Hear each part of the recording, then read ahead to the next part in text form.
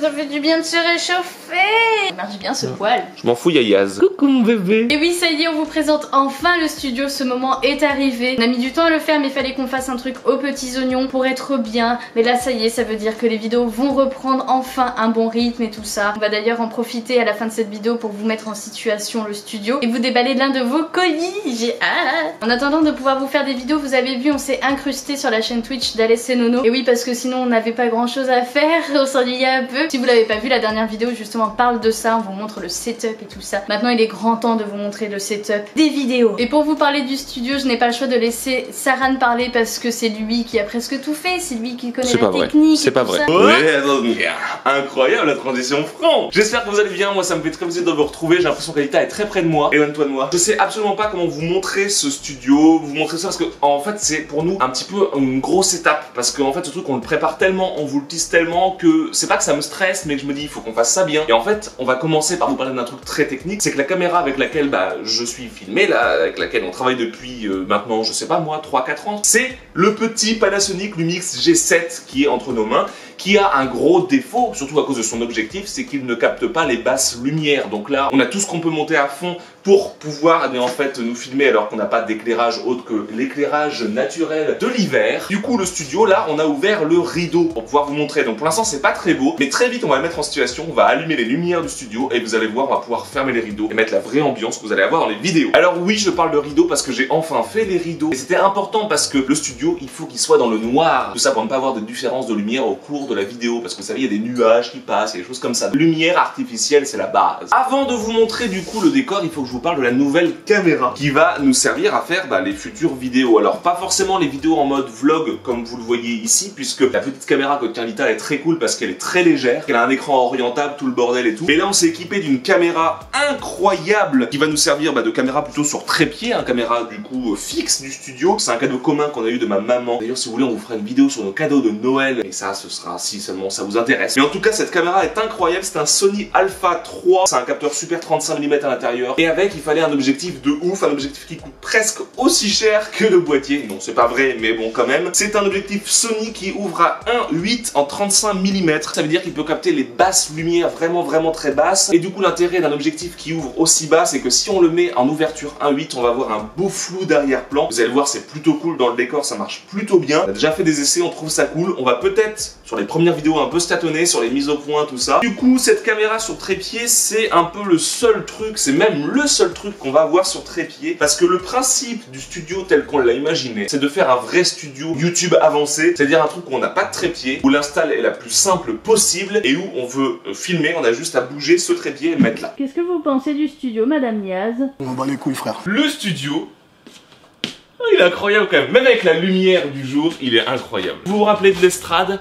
Vous vous rappelez de la moquette? Vous vous rappelez, on a dit qu'il y aurait des étagères sur les côtés? Le rideau qui va tout faire, que je vais pas fermer maintenant parce que je le fermerai quand on va tout allumer dans le studio parce que là il y aura de la lumière et là on pourra filmer. Vous voyez tout de suite l'enseigne je pense. À la base ces poteaux, on avait prévu de les mettre au plafond, de les mettre pour justement fixer les lumières dessus. Après on s'est dit que c'était tellement esthétique que ce serait cool plutôt de les mettre en décor tout simplement. Vous le voyez tout de suite, on a organisé le studio de telle sorte qu'il y ait une table petite pour pas que ça prenne trop de place, des sièges qui peuvent se régler en hauteur. Point incroyable quand Alita et moi on fait pas du tout la même taille. Vous allez voir à la fin mais quand la caméra nous filme tout simplement, on voit je dirais jusque là à peu près les étagères. Le reste c'est du décor que vous voyez pas forcément, que vous verrez peut-être quand on fera d'autres plans, peut-être qu'on imaginera plus tard des plans un peu plus ouverts, on sait jamais, je ne sais pas. Et puis surtout on a un projet peut-être d'utiliser la caméra qui me filme en ce moment pour la mettre soit au plafond, soit dans un angle. Ça peut être sympa pour diversifier un peu tout ça. Vous l'avez donc compris par rapport au bureau, ici on est sur la collection des jeux rétro. On va détailler peut-être je pense après. On est aussi sur de la collection de pop. On a essayé de mettre pas mal de choses qui nous représentent et puis qui représentent aussi des vidéos importantes de la chaîne. C'est pour ça qu'on a mis pas mal de trouvailles qu'on a fait en vide-grenier. Je pense à toute cette collection Resident Evil qui est une belle trouvaille de vide-grenier. On a une mini vitrine Doctor Who ici, c'est important pour nous forcément. De ce côté-là, on a plus ce qui est musique avec du Dream Theater, du Hymn, du Yell, des grandes pop encore. Et puis, vous voyez, un petit peu tout ce qui est culture au sens général, tout ce qu'on aime collectionner. Si on veut rentrer un peu dans les détails, ici on retrouve la collection de Wii, la collection de PS2, tout en bas la suite de la PS2 et la PS1. téléphone, un petit peu de Dreamcast pour Géjor ici. Il n'y a pas grand chose, hein. Mais c'est tout ce qu'on a, malheureusement. Et de l'autre côté, forcément, ma collection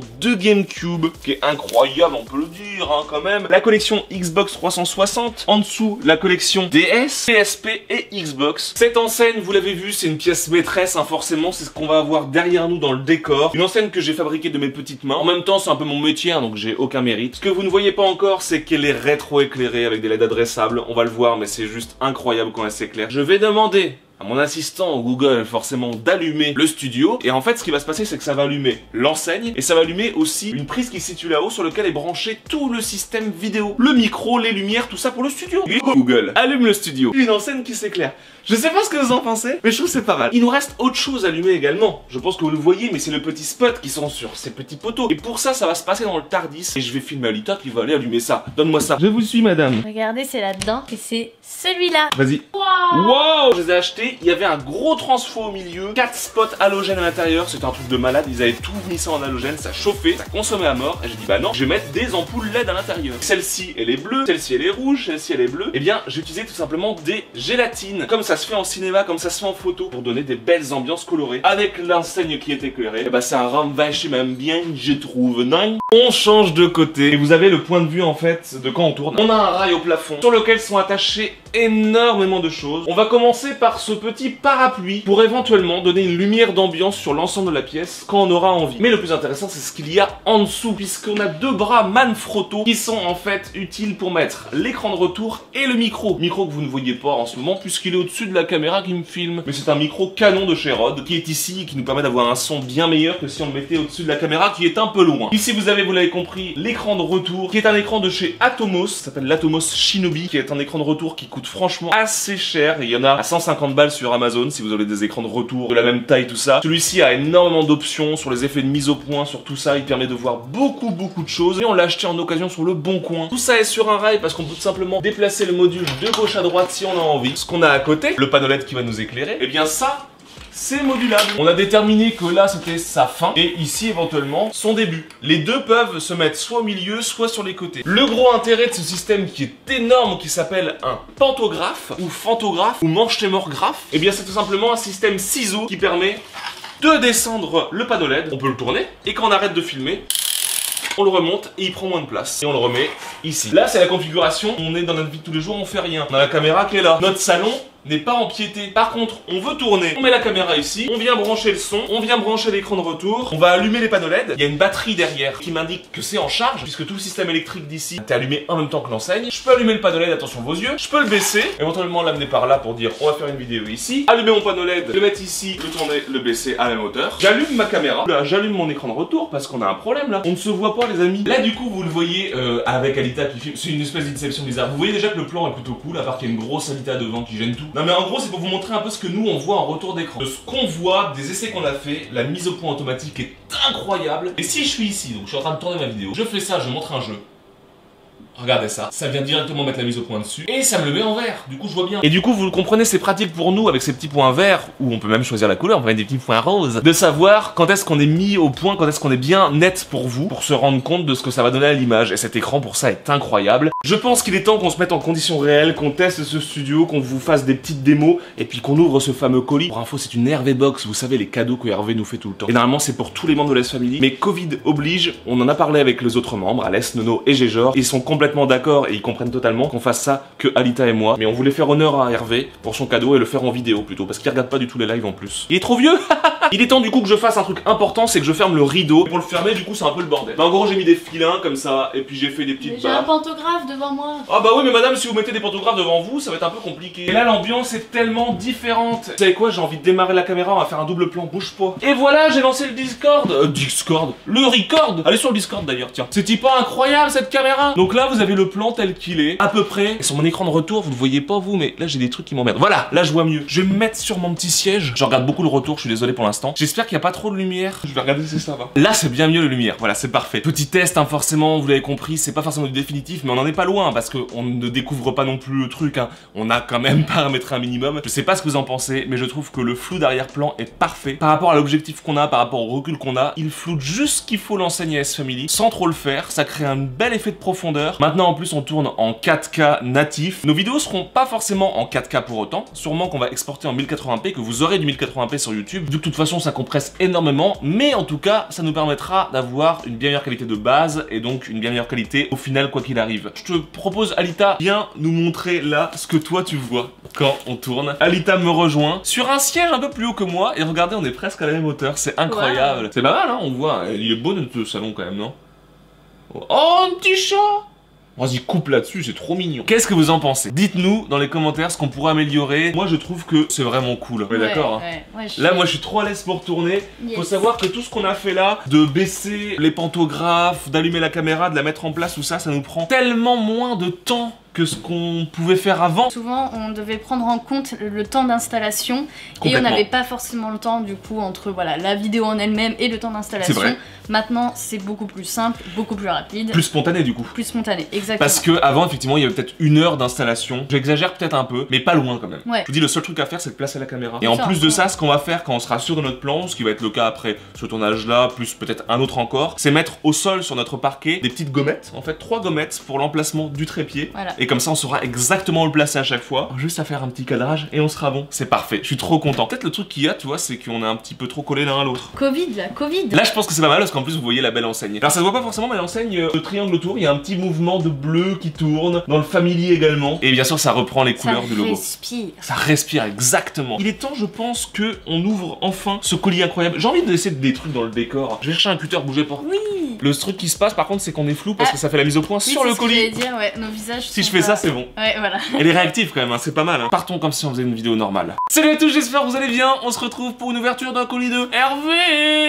Oh putain, on dirait des pires youtubeurs ever. Hervé, faut savoir qu'il nous fait des cadeaux tous les ans. On appelle ça une Hervé Box parce que c'est un de nos abonnés qui nous fait le plus de cadeaux et il nous fait des emballages entiers avec plein de cadeaux. Bien sûr, on va comprendre où ce sera marqué pour qui c'est. On restituera à qui de droit, évidemment, après une mise en quarantaine de l'objet pendant 48 heures. Et ils feront leur retour peut-être en commentaire, sait-on jamais. Je sais qu'ils sont doués pour ça. On vous rappelle que nous envoyer des cadeaux, c'est absolument pas obligatoire. On comprend toujours pas pourquoi avec une communauté incroyable, mais pas si grande que ça, on a autant de cadeaux. On commence par une guirlande au-dessus. Bah oui, c'est la Hervé Box de Noël, c'est vrai, il nous l'avait dit. Il y a une jolie lettre avec des jolis autocollants. Oh, elle est belle. Sache Hervé qu'on a mis tes guirlandes à Noël. Hein. Exactement. Pour seule déco. Il y a plein de pingouins en autocollant. Montre les petits autocollants pingouins. Bonjour les jeunes, je suis comme ça.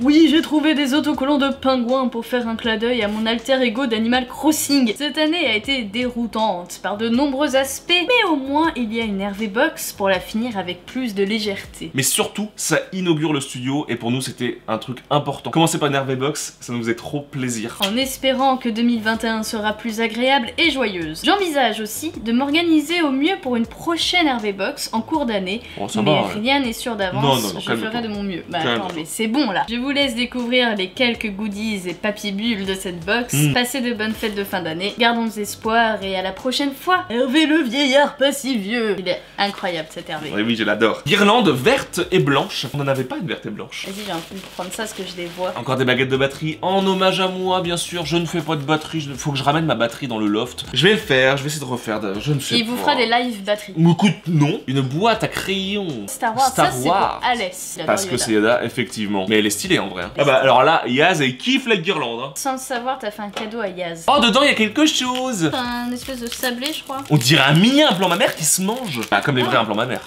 C'est bon? Ouais. Final Fantasy. Ah, c'est un deck pour Alès. Final Fantasy type 0. C'est de démarrage. Elles ont l'air trop belles les cartes. Les cartes FF, je crois qu'elles sont très belles. Ouais. J'en avais déjà parlé à Alès justement dans une Hervé Box. Elle avait dit les cartes FF, elles sont trop belles. Bah. Je vais piocher un truc pour Nono. Ce sont des petits 45 tours de Disney. On a Picsou de ce que je vois. J'essaie de lire sur l'écran de retour, c'est compliqué. Bernard et Bianca, incroyable. J'allais dire Bertrand et Bianca. Tout va bien dans ma vie. Et là, c'est Blanche-Neige et les 7 nains. Trop bien, j'adore les 7 nains. Ils sont beaux, ils sont en très bon état. Ils sont magnifiques. Regarde-moi ça comme c'est beau, Nono. Magnifique, hein. Il faut savoir que Yaz, elle pète trop un câble. T'aimes bien la guirlande?